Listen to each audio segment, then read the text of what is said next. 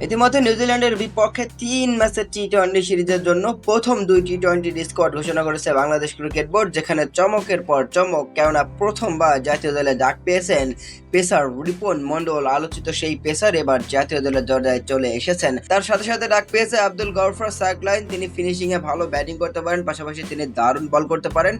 তাদের দুজনকে কিন্তু প্রথমবার ডাকা হয়েছে টি-টোয়েন্টি স্কোয়াডে। বিশ্রাম দেওয়া হয়েছে মুস্তাফিজুর রহমান, নাহিদ রানা এবং তাসকিন আহমেদকে। তো চলুন এক নজরে দেখে নিই বাংলাদেশের টি-টোয়েন্টি স্কোয়াডটা। লিটন কুমার দাস অধিনায়ক, পারভেজ হোসেন ইমন আছেন, তানজিদ হাসান তামিম আছেন, সাইফ হাসান আছেন, শামীম হোসেন পাটোয়ারি আছেন, তাহিদ হৃদয় আছেন, নুরুল হাসান সোহান আছেন, শেখ মেহেদী হাসান, নাসুম আহমেদ, রুশাদ হোসেন, শরীফুল ইসলাম, তানজিম হাসান সাকিব, রিপন মন্ডল, সাইফুদ্দিন এবং আব্দুল গফফার সাকলাইন।